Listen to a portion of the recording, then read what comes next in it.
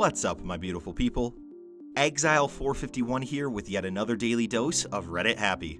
Going into r/AskReddit today for some funny stories that I know you're going to appreciate. So, let's get to it. So, the AskReddit question was, what's the funniest instance of somebody trying to scam you and failing horribly? And there are some good ones here that I guarantee are going to leave you feeling that justice really was done. Back in the day, when they actually had people on the other end of the call when you answered a spam call, I got one of those calls from the IRS, based out of India probably, and Bob was going to have me arrested if I didn't pay $2,500 in back taxes. This was in the early days of this sort of thing, but even gullible me knew this wasn't how the IRS worked. So I played along for a bit.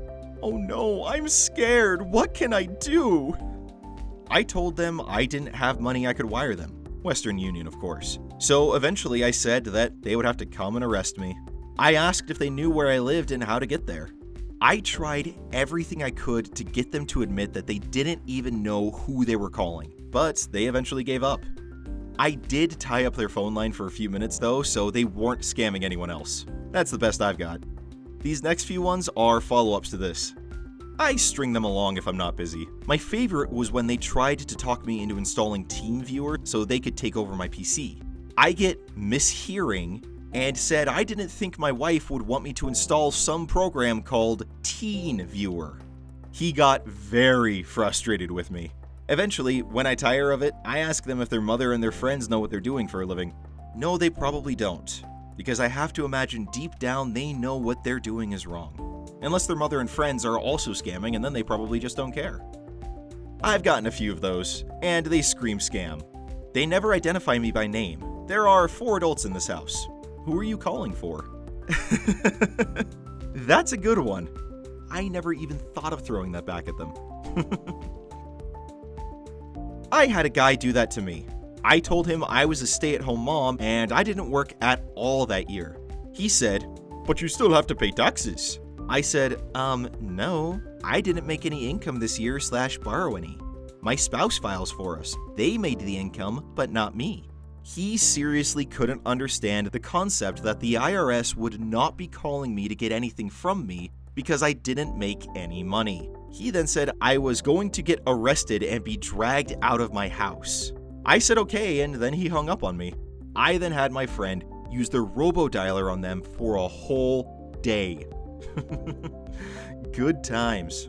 You know, honestly, one of my favorite things to watch on YouTube are scam baiting videos, and one of the things that I've learned from watching one of the guys that I follow is how effective that can be, depending on how the scam works. Because if they pay for outbound calls to drive traffic to them for this scam, then the ad company that's running their pop-ups or whatever will actually keep track of the number of calls that particular number receives.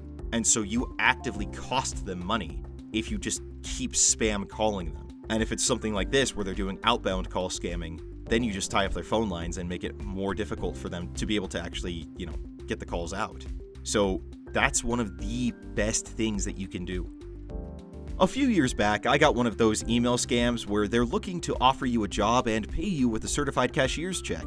And once you cash it, you send them like $2,000 of it and you keep the $500. However, the check takes a couple days to bounce and you end up owing the bank the entire thing. Well, I replied to them knowing full well what to expect and had them mail me out a few of the checks because it costs them some money to make them look realistic enough. But it hurts them if they're making them up, sending them out via certified mail to me, just for me to tell them I need another check because I never got it. 3 checks in, they finally caught on. So I sent them a photo of them all, saying thanks for the entertainment. They were not happy. No, I can imagine they wouldn't be.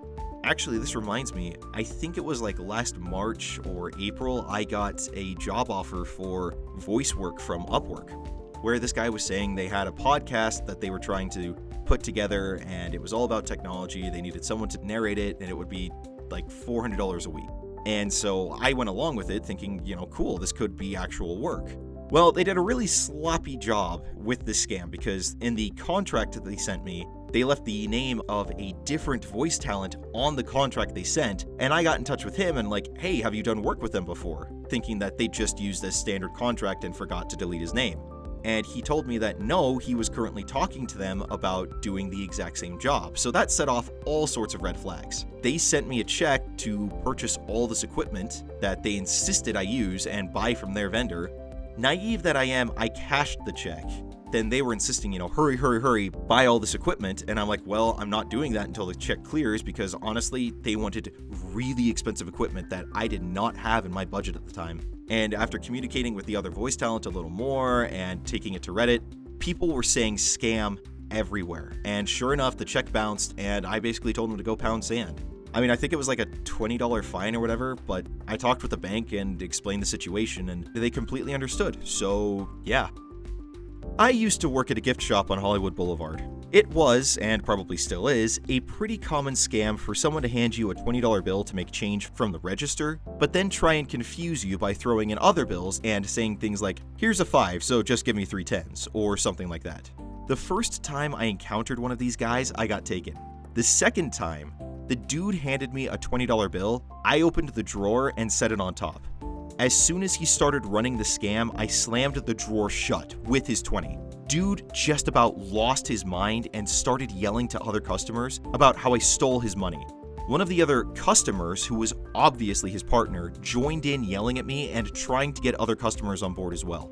I just kept telling them that I had seen this scam before and that I'd be calling the cops if they didn't take a hike. Eventually, they just left. I think between the two instances, I probably broke even. I use Telegram to keep me up to date with crypto-related things, and also to communicate with some core members of some crypto projects. So I receive approximately 20 private messages on an average day, all from people who can barely speak English, but their names are all Bob, Ted, John, Oliver, etc. Some days ago, this girl called Chloe sent me a forwarded message containing several combinations of user/passwords for crypto exchanges, and also some links to download encrypted wallets for Bitcoin and Ether. This scam is sort of new, and the trick is that you can use those user/pass combinations, but there's always a last step before you can put your hands on sweet money, like a 2-factor authentication in place or confirmation email. Then, you are supposed to send an email to the address you used to log in, and the guys running the ruse will ask you for some money in order to tell you the 2-factor authentication via Telegram. Once you send the money, they disappear. Well, this Chloe tried to scam me this way, only she was a newbie. In the last part of the message, there was a link for an encrypted wallet containing some bitcoins. Not much really, but still good enough. The trick was that once you open it, it asks for a Trezor to withdraw or spend the bitcoins. Bummer, right? Well, nope. It seems like Chloe put the private key for that BTC address in the same folder in the cloud folder. Once I realized this link also provided me with rights to explore the folder where the encrypted wallet was stored, I found a text containing its private key. It was trivial to import a new wallet, gain access to those bitcoins, and send them my way. Oh, dude, so you stole from the scammer. Ah, brilliantly done. Hats off to you. Got a call from Microsoft saying I had a virus on my computer. I went along with it for about 10 minutes, computer reboot, etc., all while watching TV. Finally, I realized I had a MacBook, so I didn't need Microsoft's help. He wanted my credit card so I could pay for the help he'd given me. At that moment, I started laughing out loud. I work at a company where only I speak English, in a non-English speaking country.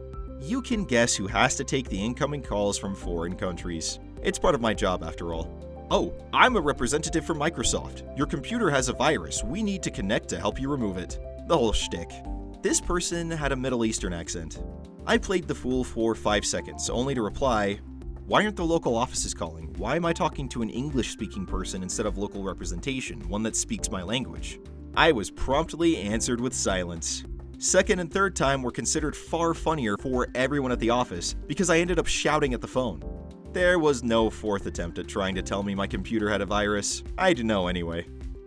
I said, "Oh no, not a virus. Whatever will I do?" They got excited because they thought I was buying it. "Which computer is it? We have 10. "Well, it's the computer in your home." "We have 10 computers in our home. What's the IP address?" I don't have that." Sure you do. If you know it's my computer, then you know the IP number. Oh, okay. It's, 247. I wanted to keep it up, but I started laughing. How freaking stupid do you think people are?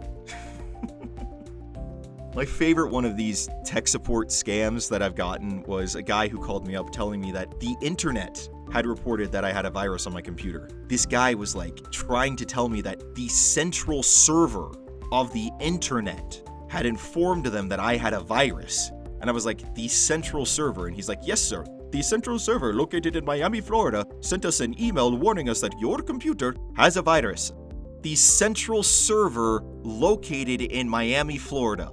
Yes, sir, where all internet traffic goes in and out, and just this whole long shtick trying to get me to believe that there was a central server that was reporting this stuff. And I just told him, like, do you know how the internet works? This isn't the IT crowd where the internet's all in a box. There's no central server anywhere that monitors every computer ever connected to the internet for viruses and everything else. It's not some monolithic giant building in Miami. That's not how the internet works. And he just started getting so upset at me that I was just pushing this button, and he eventually hung up because I was just calling him out on it and explaining how it actually worked. And oh gosh, I love screwing with these people. Sort of, not me, but my grandmother. They tried the, your grandson has been arrested in Mexico for drugs and needs money to get him out. Apparently, they used my name as the arrested one. They literally chose the one person in the family that has never even tried any drugs other than caffeine. Immediately suspicious, he asked them, what does his sister have to say about it? They said, well, she wasn't very happy, trying to word things generally rather than specific. My grandfather laughed at them. He doesn't even have a sister, you jokers, and hung up. Funny as that is, that's the exact thing you should do in that sort of situation. Ask them something extremely specific that they'd only know if that were a real situation. You know, try and pin them down. Because those scammers rely on fear and a sense of urgency to get people to give them money. So your grandpa was really smart there. Follow up, similar thing happened to my dad. They said they have his brother in TJ and wanted $5,000 US or they would kill him. My dad finished talking with his brother on the phone a few minutes before the scammer called, and keep in mind that his brother lives in the southern part of Mexico. He told the scammers to make sure they slice his throat and then hung up. That's brotherly love there. The scam is that someone will have a gift card for a store like Macy's with a big $25 on the front. They'll say they don't shop at Macy's, so they'll give you the $25 card for just $20 to $15. Then they make quick cash and you get a big discount on a gift card you want. Trick is, that gift card is empty, so you actually just gave that person $20 for an empty gift card. Never give cash to anyone in exchange for a gift card unless it's your trustworthy Nana or something. So I was at the mall and someone waved me down and said they had a Macy's gift card, but they would sell it to me for half price. I told them I don't shop at Macy's, and with a straight face she said, "That's great for you, this isn't for Macy's." I stared at the card in her hand and she backtracked, saying, "I have another one for somewhere else, this one's empty anyways." Reported her to mall security after a good laugh. Had a call from a random number claiming to be from their tax office accusing me of tax fraud. If you do not pay immediately, the police will be coming to arrest you. But I'm not at home at the moment. How will they find me? Your local police station will be notified. Will I go to jail for this? Most likely. We take this sort of thing very seriously. You know, considering what's going on at home, jail doesn't sound that bad. How long will it take for them to find me? They better hurry up. And so it went on for the next 10 minutes while I wandered around Kmart doing some shopping. They hung up on me after I asked for my tax file number. When I worked as a banker, a homeless-looking man came in asking me to notarize what he said was documentation for his new business venture. I normally don't do this, but I decided to read through just in case. Sure enough, in the middle of pages of legal-looking terminology, there was a line stating that notarization of the document authorizes the transference of $100 billion from the bank to this man. Dude, like, seriously? You think that's gonna fly? I mean, you're homeless, and you're going up against a bank.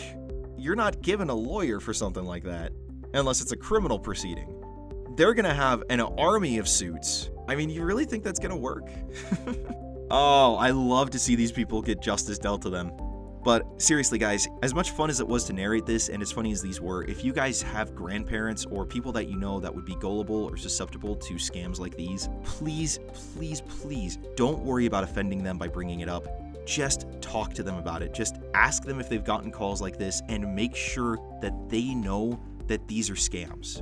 At the radio station I used to work for, there was a host of one of the weekend shows who nearly fell for this with one of the station computers, like the one in his actual studio that would have crippled things had we gone through this whole rigmarole with a scammer. He thought a pop-up saying that the computer was infected was actually legitimate, and I had to explain to him in great detail what they would do and how it was not. So please, please talk to the people you know about this and make sure they know that these scams are happening. That was r/AskReddit, and if you want more funny or uplifting AskReddit content, then go ahead and check out the playlist link in the description below. Now you guys go out there, have a great day. I will see you all tomorrow. Until then, I'm Exile451. Stay beautiful, people.